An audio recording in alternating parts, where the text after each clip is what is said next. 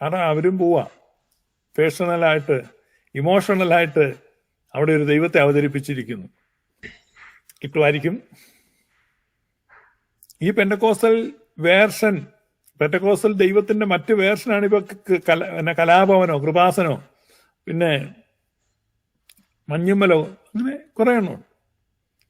ഒത്തിരി ധ്യാനകേന്ദ്രമുണ്ട്. പോട്ടെ ആശ്രമം, പിന്നെ കപ്പിത്താനോ എന്നാ പാറായി അല്ല വട്ടായിലെ അച്ഛൻ, ഇങ്ങനെയൊക്കെ ഒത്തിരി ഗ്രൂപ്പുകളുണ്ട്. ഈ കഴിഞ്ഞ ദിവസം നിങ്ങൾ ഈ ഉപാസനയല്ലല്ലോ, തുവാനിസ ധ്യാന കേന്ദ്രം നിങ്ങൾ കേട്ടിട്ടുണ്ടോ? കേൾക്കാൻ വഴിയില്ല, കാരണം ഒട്ടും ഫേമസ് അല്ലെന്നേ. കത്തോലിക്ക കരിസ്മാറ്റിക് പ്രസ്ഥാനങ്ങളിൽ ഭ്രാന്ത് പിടിച്ച് നടക്കുന്നവന്മാരും എല്ലാം കേട്ടിട്ടുണ്ടോ? തുവാനിസ ധ്യാന കേന്ദ്രം എവിടെയാ നിങ്ങൾക്കറിയോ? അങ്ങനെ ഒരു ധ്യാന കേന്ദ്രമുണ്ട്, ചെറുതാ. ആ ധ്യാന കേന്ദ്രത്തിന്റെ അസിസ്റ്റന്റ് ഡയറക്ടറായിട്ടുള്ള ഒരു അച്ഛനുണ്ട്. ഡയറക്ടർ അല്ല, അസിസ്റ്റന്റ്. ഈ അസിസ്റ്റന്റ് ഡയറക്ടർ അയക്കുന്ന അച്ഛന്റെയാണ് 1,40,00,000 രൂപ മിനിഞ്ഞാന്ന് തട്ടിക്കൊണ്ട് പോയെന്ന്. മിനിഞ്ഞാന്നല്ല തട്ടിയത്, മിനിഞ്ഞാന്ന് പത്രത്തിൽ വാർത്ത വന്നു തട്ടിക്കൊണ്ട് പോയെന്ന്. 1,40,00,000 രൂപ എന്റെ ജീവിതത്തിൽ ഞാൻ ഒരുമിച്ച് കണ്ടിട്ടില്ല. നിങ്ങൾ ഈ എന്നെ കണ്ടോണ്ടിരിക്കുന്നവരിൽ അത്രയും രൂപ ഒരുമിച്ച് കൈ വന്നിട്ടുള്ളവർ ഒന്ന് കമന്റ് ചെയ്തേക്കണേ. കാരണം അങ്ങനെയുള്ളവരെയൊക്കെ ഒന്ന് കാണാമെന്ന് ഓർത്താ. ഞാൻ കണ്ടിട്ടില്ല. ഇനിയിപ്പോ ഉണ്ടാവുമെന്ന് അറിയത്തുമില്ല. 1,40,00,000 രൂപ. അപ്പൊ ഈ 1,40,00,000 രൂപ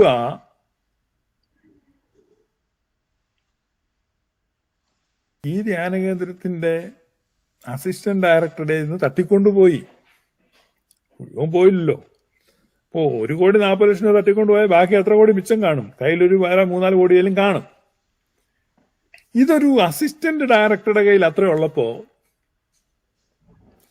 അതിന്റെ മുഖ്യ ഡയറക്ടറുടെ ഇടയിൽ എന്നാ കാണും?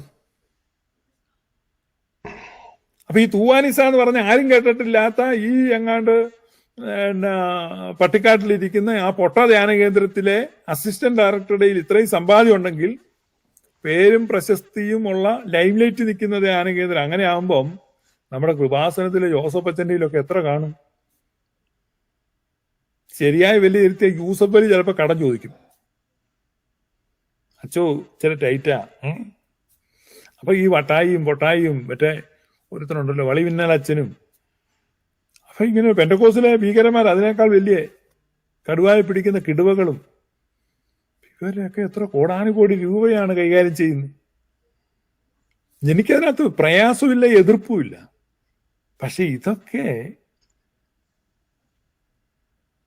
ആ ബേത്ലഹേമിലെ കല്ലിന്റെ ഗുഹയിൽ ജനിച്ച, ഗാഗുൽഥായിലെ കുരിശിൽ നഗ്നനായി തൂക്കപ്പെട്ട ആ യേശുക്രിസ്തു ചെയ്യുന്ന ഓരോ സൂത്രങ്ങളാണെന്ന് പറഞ്ഞു വരത്തരുത്. നാടൻ ഭാഷ പറഞ്ഞ തെമ്മാടിത്തരം പറയരുത്.